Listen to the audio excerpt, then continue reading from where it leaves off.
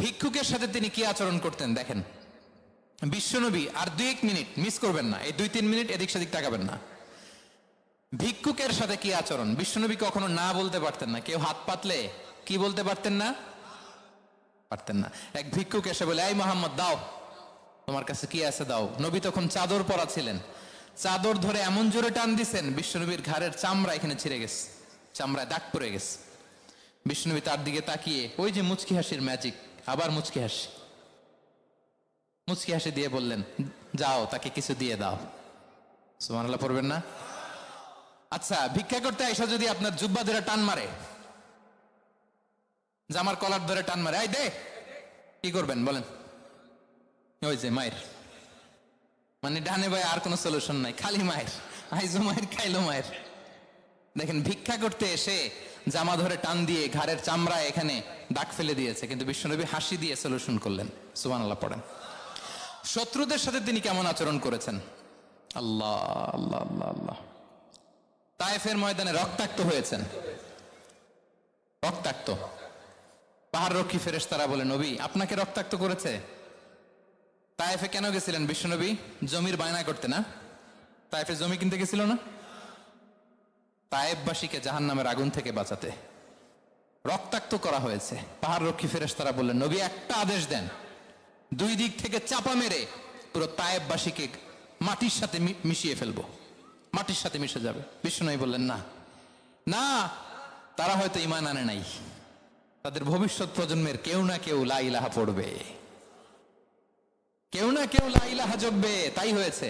তায়েফে যদি যান, আল্লাহু আকবার, মসজিদ আর মসজিদ, শান্তি আর শান্তি, আল্লাহু আকবার। উহুদের ময়দানে দাঁত শহীদ হয়েছে, রক্তাক্ত হয়েছেন, হেলমেট ভেঙে কপালে পাথর ঢুকেছে। ফেরেশতারা বললেন, আদেশ দেন উহুদ পাহাড় তাদের ঘাড়ের উপরে বসিয়ে দেই। বিষ্ণু বললেন না, বিষ্ণু বললেন না, আল্লাহুম্মা হদি কওমি ফাইন্নাহুম লা ইয়ালামুন, আল্লাহ আমার কওমকে ক্ষমা করে দেন, ওরা বুঝে নাই। দেখেন, শুধু ক্ষমাই চান নাই যে আল্লাহ ওদেরকে মাফ করে দেন, ও কৈফিয়ত দিয়েছেন আল্লাহকে, এক্সকিউজ দিয়েছেন। আল্লাহ কেন কেন ক্ষমা করবেন? কারণ ওরা বুঝে নাই, এক্সকিউজ দিয়েছেন, তাদের হয়ে কৈফিয়ত দিয়েছেন। এই ছিল শত্রুদের সাথে বিশ্বনবীর আচরণ। যুদ্ধের ময়দানে ঘোষণা দিতেন, খবরদার ওদের নারীদের গায়ে হাত দিবে না, শিশুদের গায়ে হাত দিবে না, গবাদি পশু মারবে না, কোন পাদ্রীর গায়ে হাত দিবে না। গোটা বিশ্বের কেউ, কোন যুদ্ধের সেনাপতি যুদ্ধের ময়দানে এমন মানবতা দেখাতে পারে না। চিল্লায় বলেন ঠিক কিনা? 8ম হিজরিতে মক্কা বিজয়ের দিন থার করে কাঁপছিল কুরাইশরা, যে আজকে তো আমাদেরকে ক্যাপিটাল পানিশমেন্ট দিবে, ডেথ পেনাল্টি দিবে। বিশ্বনবী বললেন, না, লা তাসরিবা আলাইকুমুল ইয়াউম ইযহাবু ফাআনতুমুত তুলাকা। 4-5 জনকে তিনি শাস্তি দিয়েছেন, গণহারে শত শত হাজার হাজার পরিবারকে তিনি ক্ষমা করে দিয়েছেন। বললেন, তোমরা আমার ভাই, ভাই ভাইয়ের সাথে যেরকম আচরণ করবে, ইউসুফ তার ভাইদের সাথে যা করেছে আমি তাই করব, আমি ক্ষমা করে দিলাম। আল্লাহু আকবার। এ ছিল শত্রুদের সাথে আচরণ। শেষ কথা বলি, শেষ কথা হচ্ছে প্রাণীর সাথে বিশ্বনবীর কেমন আচরণ ছিল। প্রাণীর সাথে একবার এক আনসারের খেজুর বাগানে ঢুকলেন, ঢুকে দেখেন একটা উট কাঁদে। কি কাঁদে? কানে কানে এসে বিশ্বনবীকে কি যেন বলে যায়। বিশ্বনবী রেগে বললেন, এই উটের মালিক কে? এক আনসারী সাহাবী বললেন, ইয়া রাসূলুল্লাহ আমি। বিশ্বনবী বললেন, তোমার কি ভয় হয় না আল্লাহর? কলিজার মধ্যে আল্লাহর ভয় নাই?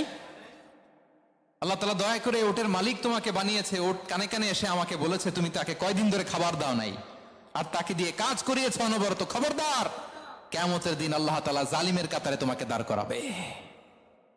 প্রাণীর জন্য বিষ্ণু ইসলাম কত দয়াদ্র ছিলেন। জবাই করার সময় বিষ্ণু বলতেন, ইহসানের সাথে জবাই করো, ছুরি ধারালো করে রাখো। কোরবানির সময় আমরা প্রাণীটাকে কি করি? আদর করি না, মেরে ফেলি। বলেন তো, জবাই করা মানে কি? মেরে ফেলতেছি। বিষ্ণু বলেন, ইদা কতালতুম ফাহসিনুল কিতলা, মারবা ঠিক আছে কিন্তু মন মতো না, ইহসানের সাথে কতল করো। ওয়ালিয়ুহিদ্দা আহাদুকুম শাফরাতাহু ওয়ালিয়ারিহ যাবিহাতাহু, ছুরিটাকে ধার করে রাখো যাতে করে খুব সহজে তার রুহটা বের হয়ে যায়। সুবহানাল্লাহ। দেখেন, আমরা নিজেদের সাথে একটু মিলাই। বাংলাদেশে দেখেন তো, কুকুর একটা দেখলে আমরা কি করি? হ্যাঁ, হয় লাথি নয় একটা ঢিল। বিড়াল দেখলে কি করি? হয় দাবরানি দেই নয় দৌড়ানি দেই। এরকম আছে না নাই? বাচ্চা বাঁচানোর জন্য, একটা সাপের বাচ্চা বাঁচানোর জন্য। আর আমরা পাখির মতো মানুষকে গুলি করে মারি।